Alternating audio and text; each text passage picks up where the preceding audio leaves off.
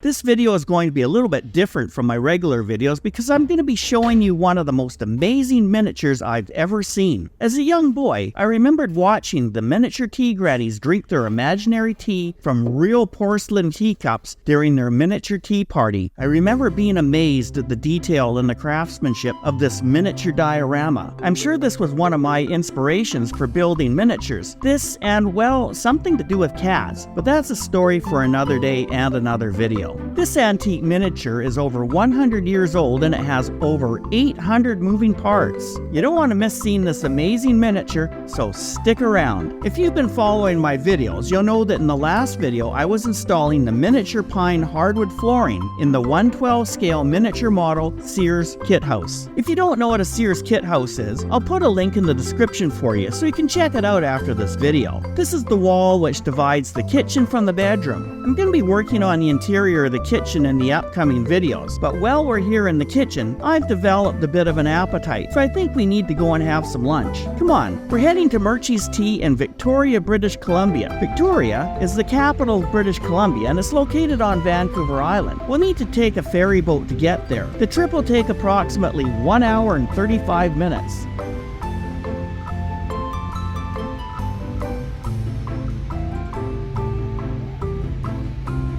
We're going to be having lunch at Murchie's Tea House, which was first established in 1894. The flagship store is located in British Columbia's capital, Victoria. John Murchie started the company over a century ago. When you enter the store, you'll be greeted with the pleasant aroma of fresh brewed teas and coffee, and there's a delightful selection of baked goods as well as soups and sandwiches. The food looks so good, all kinds of sandwiches and homemade soups, and the desserts, well, just look at them. I think we'll skip the soup and sandwiches and we'll start off with dessert. I don't want to spoil my appetite and not have enough room for dessert. Murchie's is a beautiful example of living history and is a must-see when you visit Victoria. As a young boy growing up in Scotland, John Murchie started his career in the tea business working for a tea import merchant in Britain. He even delivered tea to Queen Victoria while she was in residence at Balmoral Castle in the Scottish Highlands. Over time, John became familiar with the various types of teas and became familiar with the various types of teas that the Queen preferred. As his knowledge of tea grew,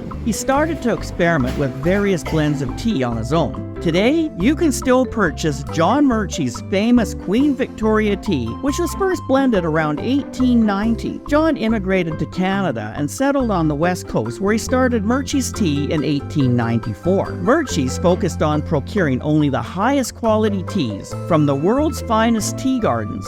Today, the company sells over 130 varieties of tea and 25 different coffee roasts, so there's something there for absolutely everybody's taste. In addition to Murchie's Cafe, there's also a shop which sells an endless variety of teas and coffee, in addition to jams, preserves, teapots, and other items you might need for your tea making. Of course, the biggest highlight for me at Murchie's are the miniature tea grannies. The famous tea grannies were built in the Black Forest in Germany 120 years ago, and the miniature model has over 800 moving parts. The Black Forest in Germany is of course very famous for making cuckoo clocks. Here's a few photographs I took when I was in Germany passing through the Black Forest several years ago. You'll notice how dark the trees look in the forest. This is how they got the name the Black Forest. I believe this model is actually much older than 120 years because I remember seeing the model when I was a kid, which is almost 50 years ago. I would suspect that the sign on the Tea Grannies model, which says it's 120 years old, hasn't been updated and the actual age of the model is probably getting closer to